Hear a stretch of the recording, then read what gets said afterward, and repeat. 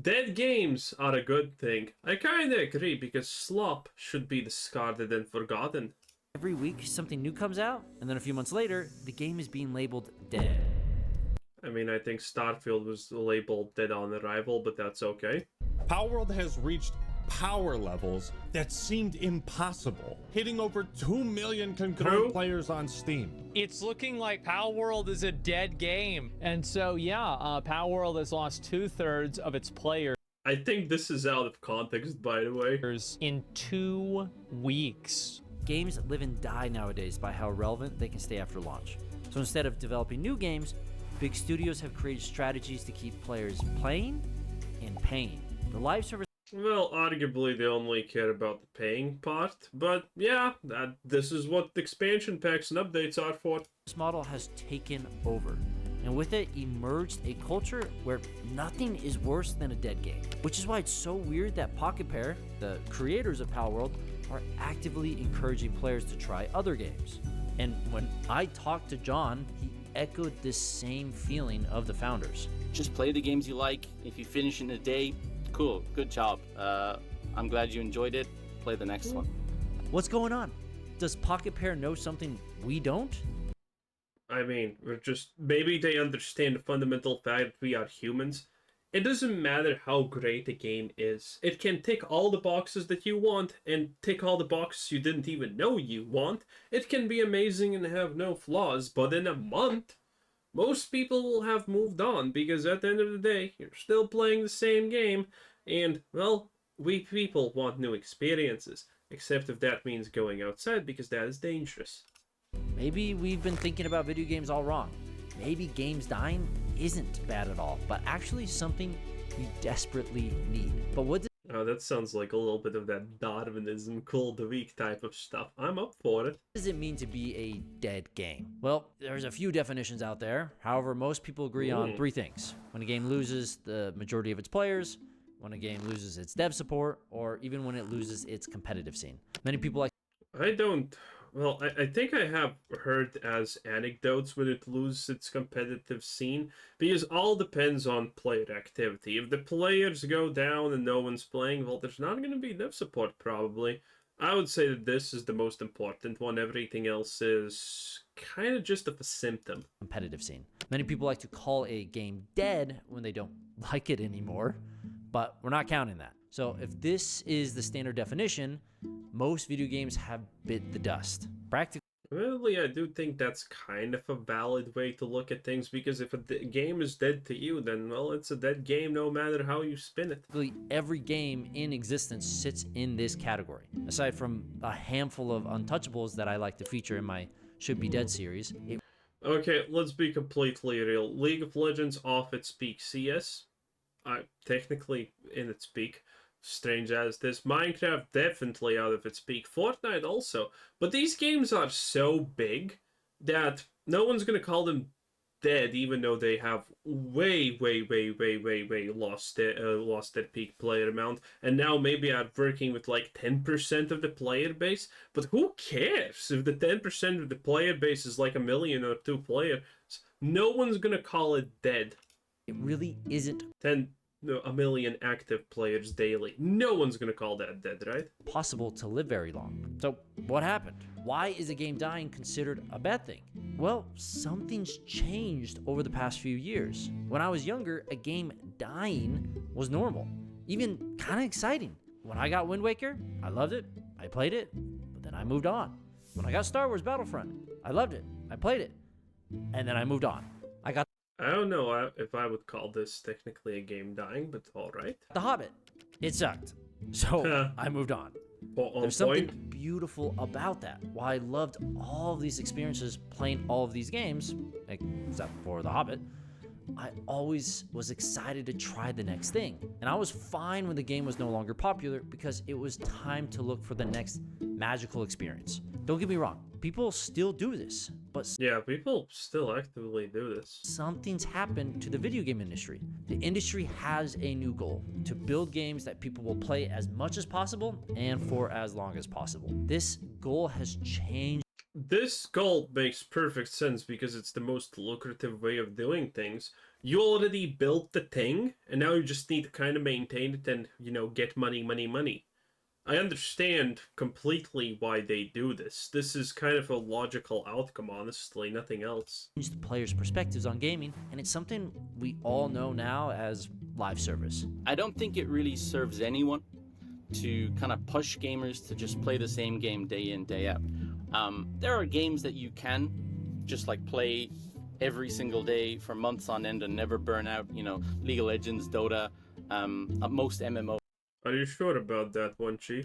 Right? But they're designed to be like that. Whereas what we're seeing now is a trend of, I won't necessarily say who's trying to push it, but a lot more people are trying to push gamers to play games that aren't really designed to be played for months on end.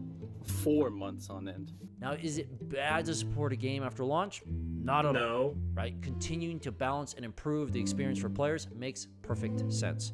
After so much work, it's natural to nurture the new community that's formed around the game. And who doesn't want more of an already great thing? I mean, I plan on releasing more content for my game Fallen Worlds after it releases. The real problem, though, is that many companies have made live service their entire focus, releasing updates over and over. Now, I don't think people are too pissed, especially at GTA 5, for them releasing new content, if I'm being honest. This doesn't seem a bad thing. I'm currently kind of very mixed on the opinion that's being conveyed here. At the expense of a new title. It's not necessarily bad, but it's a little bit, confusing. I mean, you've all seen the GTA 6 comic. Kind of seems reachy a little bit, not gonna lie, but I mean, it's fine. The game has taken forever to make. Games over the years have just become these SaaS products, or as we like to know them in the industry, GaaS, or games as a service. It's an investor's favorite type of company thanks to consistent revenue streams. But why has live service shifted our mentality, making us believe that games dying equals bad? Well, it's a fundamental rule of SaaS. To be the top dog, you need to monopolize as much of the market as possible, meaning whoever captures most of the amount of people wins long term. For example, if you want to search for something on the internet, you use Google. If you want to design something, you use Adobe. If you want a game communication platform, you use Discord. These SaaS businesses are so valuable, not necessarily because of their technology, but because they've cornered. Yeah, they have the most people. We know that. The majority of people in their market, and the most expensive thing in SaaS is customer acquisition. And for context, acquiring a new customer is way more expensive than keeping an existing one. 5 times more. Yeah, all the sunk cost fallacies pretty much come into play the moment you make an account on something and do a single thing in it, technically. Getting a new customer through all the hoops from awareness to caring to buying is so difficult. So put yourself in these big studio shoes. Imagine making an incredible game, you get millions of players, and then your game just fizzles out, and now you have to persuade every one of those players to come back the next time you make a new title, which is 5 times harder than if you... Well, if your first title was good, then it's not going to be too much of a problem when the next title comes out. Again, look at games that have been hits for a very long time. For example, the Dark Souls series. People come back to that, no problems asked. Elden Ring, new expansion, new DLC, new whatever, bam, people are there. Because the product is good. But then on the flip side, you have something like World of Warcraft, which is the greatest story ever told of this disaster. AKA, you have the Shadowlands and 3 other expansions surrounding it from each side that were absolute atrocious garbage dumpster fires. And then Dragonflight comes out, which is, by all accounts, a good expansion. Guess what happens? People don't care. People have been burned too many times. People are willing to come back, and I don't think this is too much of a, hard sell. For example, look at this. If GTA 6 wasn't announced, and yet people are begging for it, it's not, in situations like that, it's not exactly hard to actually get people to come back because, well, GTA 5 is amazing. It's a really fun game. And I don't even do the online stuff. I just love the story missions and whatnot. It was great. And that's why I wanted GTA 6. If it's going to deliver so much of the same in a different package but good, I'm gonna be happy. You just retain them In the first place, by updating your current game, which is why over the past 15 years, most large game companies sell games as a service. And they But yes, again, making it, he's not saying it, but this is pretty much one for one what I said. Making a game is expensive. Making a game, launching it, and then, doing periodic updates so people keep spending money on it is much more lucrative. feed us this idea that a game should never die. The result, we get games that stay around longer, games that make you feel like other games aren't worth your time because of FOMO. Now, Apex Legends is definitely not one of them. And games that are monetized well beyond what's normal. Although this is good for big studios' pocketbooks, this forever game approach has consequences for players and developers. Some indie studios like Pocketpair have recognized this though, even in light of their unbelievable success. On Steam alone, it had a higher player count than Counter-Strike, Cyberpunk, and Dota 2. It has the second highest peak on Steam ever. No one saw Palworld coming, and its success is something AAA studios drool over. But since Palworld's released, the game fell off, and it fell fast. If this was EA, there would have been mass panic with this drop of players. But Pocketpair doesn't seem bothered. Even odder, they're actively encouraging people to play other titles, stating on Twitter, play lots of games, try different genres, and frequently flick through indie libraries to find hidden gems. I don't think you need to be kind of pushing yourself to play the same game all the time. It's not healthy for us, it's not healthy for developers, it's not healthy for gamers, it's not healthy for gaming media, and it's just not healthy for our industry, because the more we push this kind of narrative, the more very large companies are going to just say gamers want more live service, and we're just going to get more of these like because of stuff like this. So live service has a bad rap in the community. Okay, some of my favorite games are live service games, and chances are so are yours. Live service is not necessarily bad in its own, but live service has a lot of things in it that can make it into just effectively another microtransaction hell, and that's kind of where the story ends. Really soulless live service games that come out and then get shut down, 9 months later, 12 months later, because they're not making enough money. Man, he's literally currently thinking of the Suicide Squad, isn't he? And, we all lose in that case, so... What an awesome mindset / company. And Pocketpair is not the only one who thinks this way. If you look at some viral hits of the past year, they're all following a similar pattern. They blow up, take over Twitch, make millions, and then disappear. Same goes for bigger indies like Larian, who made Baldur's Gate 3. Larian thought about making DLC for Baldur's Gate 3 after its immense success, but eventually they decided to just make something new, even though they can make millions on Baldur's Gate. They may not be indies. Well, they're probably, whatever they make next is also going to be making millions, because Larian at this point has solidified itself as a juggernaut that people are expecting their next game, and they're going to buy it because, well, Baldur's Gate 3 was amazing. Right, in terms of the size, but they are in the way that they do business. And this mentality of doing what's best for the player is what we need to shape the future of game development. Letting games die just makes sense. It means more games succeed and more developers get into the limelight. Not to mention, devs get to move on to these new projects. Can you imagine if there's only one battle royale or only one kind of platformer? Now imagine only one kind of digital pet game. Well, until Palworld, that's basically all we had. Without death, there would be no innovation. I talked about Pokemon being stagnant for months before Palworld ever came out, and the game proves just how much players were dying for something fresh. That's not to say Pokemon... Well, yeah, Pokemon players in a lot of regards definitely felt like they have been extremely slighted, because what they want was not what they were getting from the games in a lot of cases. Is or needs to die, but competition is vital. And let's be real, Pokemon with slavery, who doesn't want that? Most AAA companies hate it when you play other games. They want you to play theirs and only theirs, keeping you hooked with battle passes, daily shop drops, and new game modes. AAA sees this industry as a zero-sum world, but people are getting... I mean, it technically kinda is. Fed up.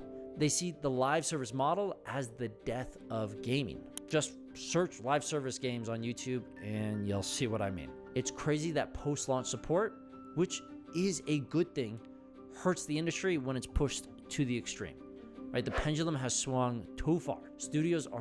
I don't think it hurts the industry at all, honestly. You know how these things happen? Before Palworld came out, there were tons of things that already did what Palworld does, to a degree, right? But then came out Palworld and it did everything better, and all the people who moved from those games to Palworld. There is no... We don't live in a situation where it's possible that amazing new game that's captivating, hits all the right spots and itches all the right itches, comes out and no one plays it because they play Overwatch, okay? That does not happen. People are gonna jump ship to the new thing instantaneously. Because if that wasn't possible, then Palworld would not have happened, Helldivers would not have happened, Baldur's Gate 3 would not have happened. And yet they did. And now they're legendary. So you can try to corner the market as much as you want, and even if your game is played by millions, it's probably going to get old at some point, and the people who are playing it, when something new comes along, are going to start playing the new thing if it's good enough. It's kind of inevitability. Are so desperate to keep something alive. Also, what the hell is with these skins? Jesus Christ. You're telling me this is the hottest you could make Mercy? Disgusting. Alive, they ruin their reputation and potentially tarnish their growth. Too worried about creating a live service game that lasts forever instead of creating new experiences. Calling a game dead pushes the idea that a game needs to live forever, but it doesn't. We need to accept that a game dying is healthy. Even though Palworld has lost most of its players, the game was a huge success. And with the DLC releasing, players are coming out of the woodwork to play it. It's great to add and update games, but pushing people to only play one title or one genre forever is not the answer. Games and... Well, but they're not gonna do this. They can't really do this. If I'm playing a game, I stop playing it, there's nothing the developers can do to actually just force me into playing their game if I stop playing. It's just not happening. So yeah. And the gaming industry need to change, pushing people to try new things and enjoy new experiences. Play all the indies you can. Considering the market, by the way, for gaming is finite, and, I use the term finite loosely here, well, better games are going to come out, and they're going to destroy the old ones that could not hold up the bar. And it's going to happen, and I think that's good. I think that pushes gaming forward and makes it better. Spend as much money on indies as you can. Really, really support the guys who are trying to make fun games. Well, anyway, I'm pretty sure that's it. Going indie, 10 out of 10. Have a nice day. Bye-bye.